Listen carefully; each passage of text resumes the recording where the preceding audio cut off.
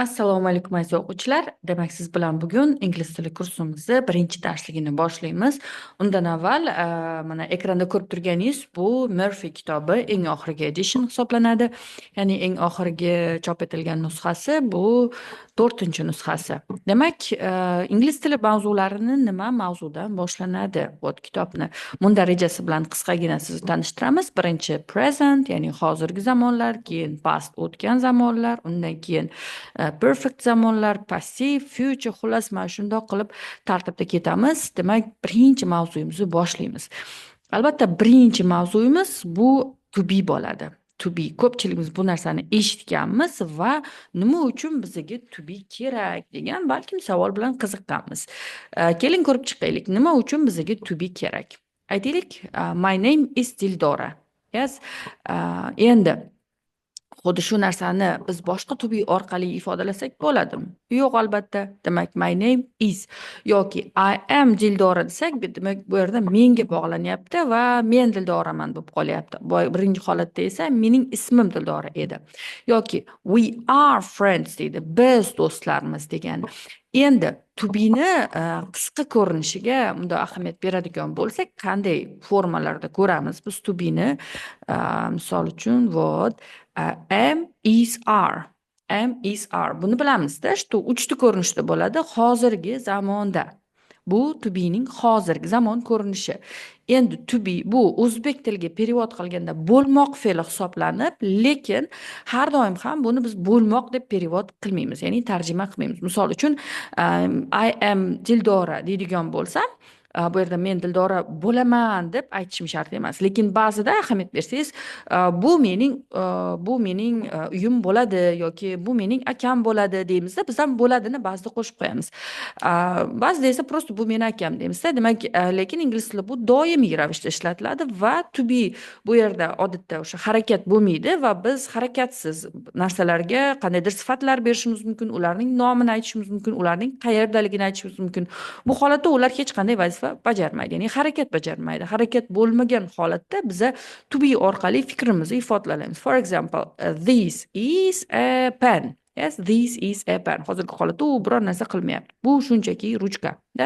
Demak, birlikda bo'lgani uchun. Endi to be demak am, is, are degan ko'rinish bu faqat hozirgi zamon ekan. Hozirgi zamon boshqa zamonlarda boshqa ko'rinishda bo'ladi. To be deganda faqat am, is, are ni eslab qolmaymiz. Endi bu bizga nimalar uchun kerak bo'ladi? Birinchi bo'lib zamon, ko'rib turganingizdek, zamon o'zgarsa to be ham o'zgaradi. Ya'ni o'zi zamonni o'zgarganini ingliz tilida to be belgilab beradi. Siz boshqa biror narsa orqali ingliz tilida ifodalay olmaysiz. To be orqali ifodalaysiz. Demak, birinchi bo'lib sizga to be zamonni beradi. Ikkinchi narsa bu shaxs. Ya'ni I am, he is, we are. Yes, hamma uchun bitta to be ishlatmas ekanmiz hozirgi zamonda. Hozirgi zamonda ahamiyat beramiz, chunki kelasi zamon uchun boshqa to be, o'tgan zamon uchun boshqa to be. Demak, hozirgi zamonda o'sha shaxs. Uchinchisi, ingliz tilida bilasiz, so'roq va bo'lishsiz formalar biz o'zbek tilida m deb ifodalashimiz mumkin.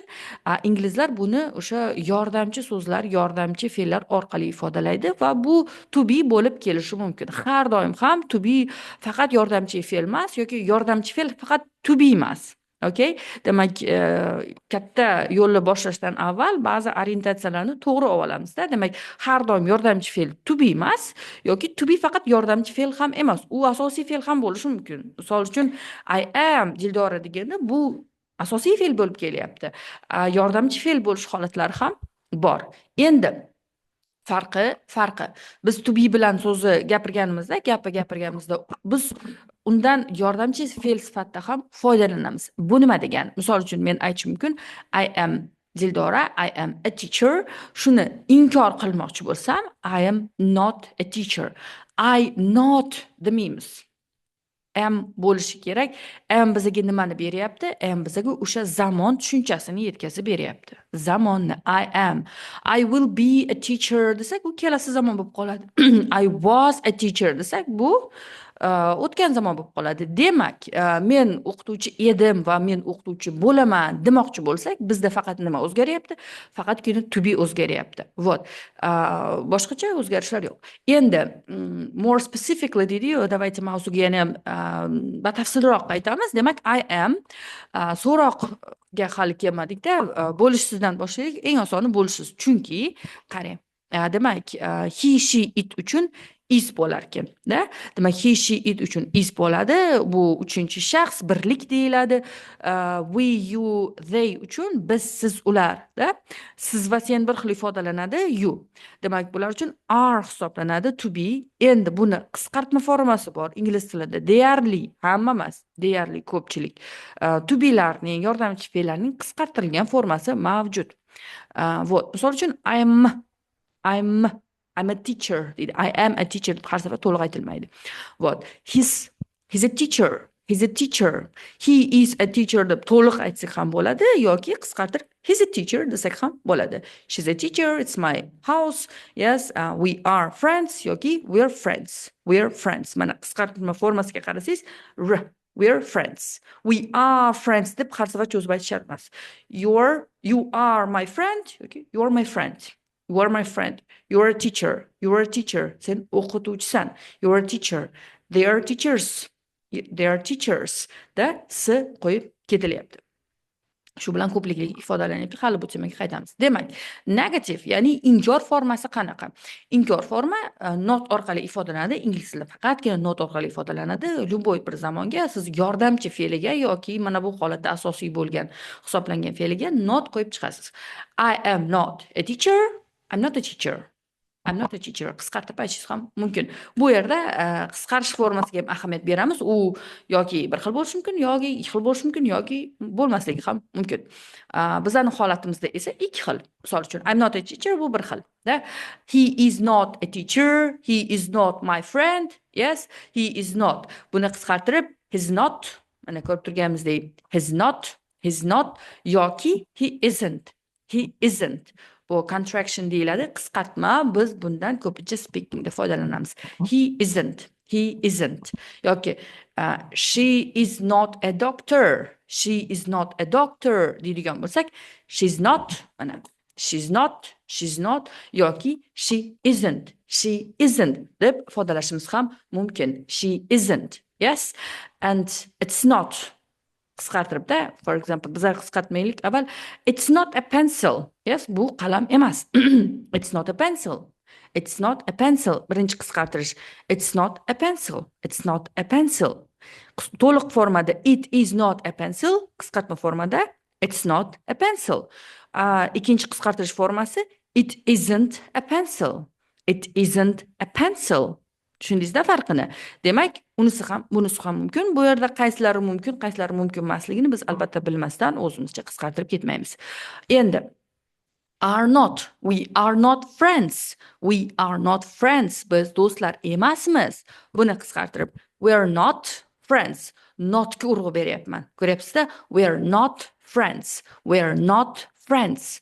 Yoki ikkinchi formada we aren't friends. We aren't friends. Yes, faqat we're not friends emas, we aren't friends ham desak bo'ladi. Ahamiyat bering, I amn't degan narsa yo'q. I'm not. Bu yerda faqat bitta. Faqat ruxsat berilgan formalarda siz gaplarni qisqartirishingiz mumkin. Bunga ahamiyat bering. Har xilchasiga qisqartirmang. Demak, you are not a doctor. You are not a doctor. Sen doktor emassan. You're not a doctor. Endi notga urg'u beryapmiz. You're not a doctor. You are not a doctor. Birinchi qisqarishi, ikkinchi qisqarishi you aren't a doctor. You aren't a doctor. Yoki they are not, birinchi to'liq forma aytamiz. They are not friends. They are not friends. Ular do'stlar emas. They are not friends. Va ikkinchi forma qisqartmasi they are not friends. They're not friends. Birinchi to'liq formada biz ikkitasiga ham urg'u bergandik. They are not friends. Yes, endi r-ni a-ni urg'usi ketib, faqat not qoladi. They're not friends. They're not friends. Uchinchida esa they aren't friends. They aren't friends. Tushundingizda? Demak, bu short forms. Short formslardan biz odatda speakingda foydalanamiz. Ba'zi informal speaking writinglarda foydalanishimiz mumkin. Вот, informal writingda bu ну, general English test topshiradiganlar uchun, no, bizani ko'pchiligimiz academic IELTS topshiramizda, academic English topshiramiz. Demak, ba'zi misollarni ko'rib chiqaylik, keling. Demak, I'm cold. Can you close the window, please? deyapti. I'm cold. I'm cold. Men sovqotdim. I'm cold. I am 32 years old. I am 32 years old. Men 32 yoshdaman. I'm 32 years old. Вот. Steve is ill. Steve is ill. Steve kasal. Steve is ill. Ko'ryapsizda? Demak, is bu o'g'il bola bo'lgani uchun. Biz odatda faqat he, she, itda bo'lishi mumkin deymiz, lekin Steve, my brother, and da bular ham he, she, itga kiradi. Demak, he's in bed. Birinchi holatda Steve dedik, ikkinchi holatda biz uni u ekanligini va o'g'il bola ekanligini aytdikda, he's in bed. Or my brother is scared of dogs. My brother is scared of dogs. Meaning akam, ya'ni ukam itlardan qo'rqadi. Mana rasmda I am scared of dogs deyapti. Men itlardan qo'rqaman deyapti. Bu yerda my brother is scared of dogs. Demak, men u haqida gapiradigan bo'lsam, mening akam haqida, demak, unda is if aytaman. O'zi aytsa, men qo'rqaman desa, u aytadi I am scared of dogs. I am scared of dogs. So, my brother is, I am. What? It's 10 o'clock. It's 10 o'clock. Soat 10. You are late again. Men o'z to'liq formada aytdim. Ana qilib to'liq forma, bu yerdagi qisqartma formasida you're late again. You're late again. What? Endi mana bu holatda qanday bo'ladi? Ko'pchilik ikki kishini aytiladigan bo'lsa, misol uchun Anne and I, Anna va men. Anna uchun is bo'lardi, men uchun am bo'ladi. Bu holatda biz nima qo'yamiz desak, bu holatda are qo'yamiz, chunki Anna va men birgalikda biz bo'ladi, to'g'rimi? So Anne and I are good friends. Anna va men yaxshi do'stlar. Your keys are on the table. Your keys are on the table. Sening kalitlaring stolning ustida.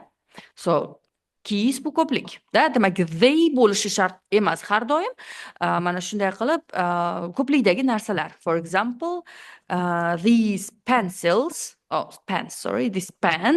are new. These pens are new. Bu kalitlar, то есть ruchkalar yangi, da. Вот. Demak, notlik so'zlarni ham bitta ko'raylik, faqat ikkinchi betga o'tkisi kelyapti. Demak, notlik so'zlarni ham ko'rib chiqamiz. For example, I am tired. I am tired, but I'm not hungry. But I'm not hungry. Demak, I'm tired, but I'm not hungry. Men charchaganman, lekin men och emasman. I'm tired, but I'm not hungry. What? Lisa isn't interested in politics. Interested in qiziqadi. Demak, Liza siyosatga qiziqadi. She's interested, qiziqmaydi ekan, not bor ekanda. She is interested in art. U artga qiziqadi, ya'ni san'atga. Demak, Liza siyosatga qiziqmaydi, u san'atga qiziqadi. Notning qo'yilishini menimcha ko'rdik. Menimcha tushunarli bo'ldi. Ko'plikdagi holatga ahamiyat beramiz. So those people aren't English. Those people aren't English. Bu odamlar ingliz emas. They are Australian. They are Australian. So'zlarning talaffuziga ahamiyat bering, chunki bularning hammasini zapis qilib berishingiz kerak. So it's sunny today, but it isn't warm. It's sunny today, but it isn't warm. Bugun havo sunny, quyoshli, lekin sovuq emas, issiq emas. So, keyingi so'zlarga qaranglar. That's, there's, here's. Bular nima degani?